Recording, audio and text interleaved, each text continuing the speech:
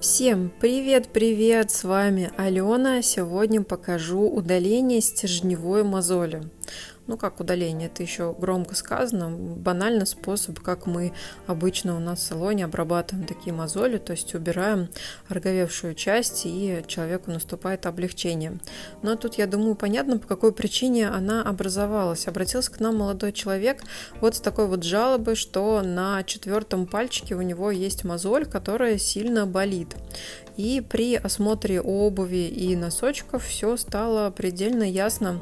Обувь узкая, носочек маленький. Вот вам, пожалуйста, результат. Это самое стандартное, наверное, что бывает, но не все и не всегда понимают, почему такое с ними происходит. Поэтому, на мой взгляд, мастер должен не только выполнить хорошо свою работу, но и обязательно объяснить клиенту долго, если нужно, можно всю процедуру рассказывать, почему нужно купить носки там другого размера или, может быть, какого-то иного состава, чтобы они после стирки не садились и так далее, да, а почему его самая-самая-самая удобная в мире обувь на самом деле неудобная, а потому что если он к ней привык, это не значит, что это норма, да, а людям свойственно адаптироваться к чему угодно, и они очень часто привыкают к тому, что их обувь сдавливает им ножки. То есть я вот это наблюдаю вообще ежедневно, и буквально сегодня у нас на комплексе была клиентка, у которой тоже есть проблемы, там немножко вырастают ноготочки, и как только мы увидели ее очень удобные, натуральные, кожаные, классные сапоги, все стало очень понятно. Конечно же, мы ей сразу объяснили, я просто ей показала, что сапоги узкие, а ее стопа намного шире, и она тоже это поняла. Но иногда нужно проговорить самые банальные вещи. И не удивляйтесь, что ваши клиенты, не знают каких-то вещей, ведь нужно помнить о том, что это не их специфика работы, они и не должны в этом разбираться, они к вам приходят для того, чтобы вы им все объяснили.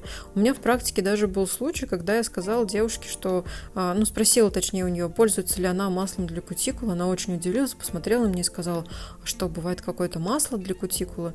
То есть, человек, в принципе, вот она ходила какое-то время на маникюр, то есть это не было ее первое покрытие, но до этого никто из мастеров никогда не рассказывал ей про то, что можно ухаживать маслом.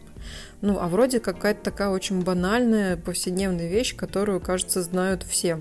Но такое тоже бывает. Поэтому не ленитесь и объясняйте клиентам, показывайте, где происходит давление, почему эта мозоль у них появляется и что нужно сделать, чтобы ее не было. А вот здесь, кстати, обратите внимание, очень классный прием для того, чтобы добить, не побоюсь этого слова, стержневую мозоль, дорезать ее. Здесь кожа достаточно мягкая и упереться совсем некуда, поэтому вот такая нехитрая манипуляция посредством сжимания 2 пальцев и уплотнения кожи позволяет вам дорезать вот этот самый стержень. То есть стержень это что? Это уплотненные ткани, которые уходят вглубь и дают эффект, типа горошинки или заноски. То есть человек ходит, у него трется, и он чувствует постоянный дискомфорт. А так как пальцы сжаты в носке и в обуви, конечно, этот дискомфорт становится все больше и больше. И здесь, кстати, на 2-м пальчике, точнее на 5-м, на мизинце, тоже уже появилась стержневая мозоль. Он на нее сильно не жаловался, его больше беспокоило первое, но раз пошло такое дело, решили убрать все. А зачем, собственно говоря, оставлять и ждать, когда стержень уйдет глубже? И это даже заметно на видео, да, что на мизинчике и на безымянном они просто очень сильно отличаются. На безымянном она достаточно глубокая. А все от того, что пальцы терлись друг от друга. Вот. Что по поводу инструмента? Мы всегда используем в этом случае инструмент специальный для вырезания стержневых мозолей.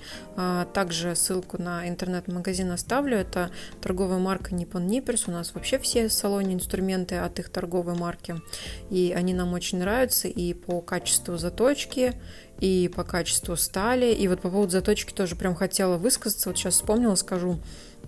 Классно, что можно купить кусачки любые, какую модель вам надо, с любым полотном, для любых целей, неважно, и они уже будут заточены, то есть не нужно идти к заточнику и перетачивать.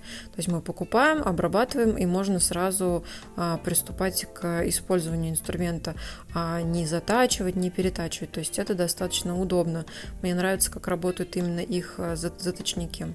Вот, ссылку оставлю, с этим у меня все. И, естественно, изготавливаем разгрузку для того, чтобы чтобы пальчики не терлись. Консультируем по выбору носочек или носочков, ладно, вы там сами решите, как правильно, и обуви. Все объясняем и желаем скорейшего выздоровления. Ну а с вами была Алена. Пока-пока, до новых встреч. Берегите себя и свои ногти, и пальцы заодно.